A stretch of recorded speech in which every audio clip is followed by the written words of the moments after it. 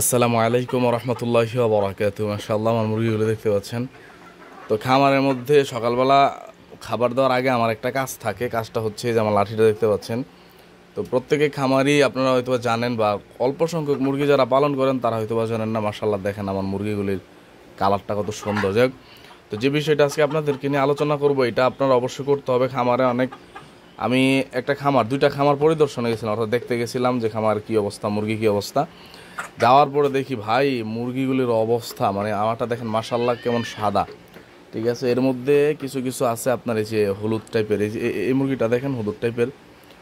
তো এই মুরগিটা হলুদ টাইপের, কোনটা এখানে নাই এরকম কালার, এই যে এটা দেখেন।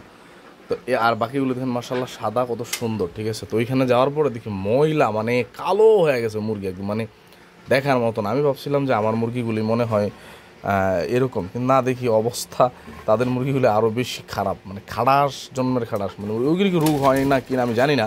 তো যাই হোক, মূল যে পয়েন্টটা ওইটা আপনাদেরকে যে কাজটা করতে হবে খামারে বা অল্প সংখ্যক মুরগি পালন করার সময়, আপনারা অবশ্যই এই যে লিটারটা আছে দেখেন, এখানে একটা লিটার দেখেন জয়মা রয়েছে, ঠিক আছে।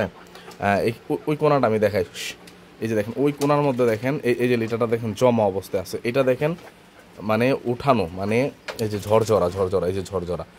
তো ওই জায়গাটা জমানো ছিল পুরোটা, কিন্তু এরকম ছিল। আমার দৈনিক হয়তো বা 2 মিনিট সময় লাগে, কিন্তু 2 মিনিট এই যে এগুলো উঠায় দিতে হবে। যে খামারের যে লিটার, এই যে দেখেন লিটার, এই যে লিটারটা যে এইভাবে চাপা বাইন্দা থাকে, তো এটারে কী করতে হবে, আপনার উঠায় দিতে হবে। উঠায় দিলে কী হবে, এখন এই তুষটা ঝরঝরা থাকে, ঠিক আছে। পাখাটা ছেড়ে দিলে বা মুরগি যখন হাঁটবে চলবে ঝরঝরা হবে। এই যে এটা দেখেন, আমি এখন উঠায় দেবো, এই যে দেখেন এভাবে উঠায় দিলে এই খামারের তুষটা ঝরঝরা থাকে, লিটারটা তেমন দুর্গন্ধ হয় না, সমস্যা হয় না। দেখেন সবগুলি লিটার নিয়ে ওইখানে জমাইছে মুরগিগুলো, দেখছেন পুরোটা লিটার ওইখানে দেখেন জমা অবস্থায় থাকার কারণে ময়লাগুলি, এই যে দেখেন এই যে পায়খানাটা দেখা যায়। কিন্তু আমি যখন লিটারটা উল্টায় দেবো তখন এটা তলে পড়ে যাবে, মানে শুকায় যাবে, ঠিক আছে। এই যে এটা শুকায় যাবে।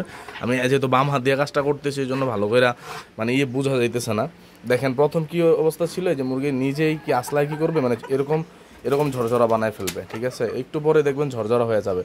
তো অবশ্যই খামারের আশেপাশে যেগুলি এভাবে যে চাইপা থাকবে, এগুলি অবশ্যই আপনারা ঝরঝরা করে দিতে হবে, নয়তোবা কিন্তু লিটারে গন্ধ হয়ে যাবে, জমাট বাইধা যাবে, লিটারটা কিন্তু বেশি দিন ব্যবহার করতে পারবেন না। আমার এটা দেখেন মাশাআল্লাহ ঝরঝরা আছে, দেখেন মনে হয় যে একটু আগে দিছি এরকম। এই চাকাগুলি থাকবে না, মুরগি যখন পাড়া দিবে তখন এরকম হয়ে যাবে। এই জায়গাটা এতক্ষণ মুরগিগুলো এখানে ছিল, এই জন্য ঝরঝরা হয়ে গেছে।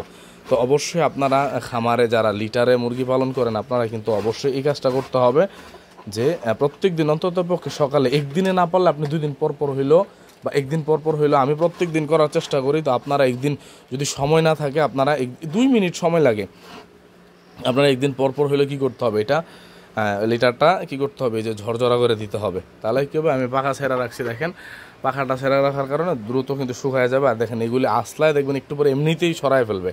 তা আমি একটু মানে আর কিছু করতে হবে না, সবগুলি লিটার ওই দিকে চলে গেছে। যেহেতু আমার মুরগিগুলি রাতের বেলা এখানে থাকে সবগুলি মুরগি, তো মুরগি নিজেই আসলায় লিটারগুলি এখানে নিচে, আমার জন্য ভালোই হয়েছে।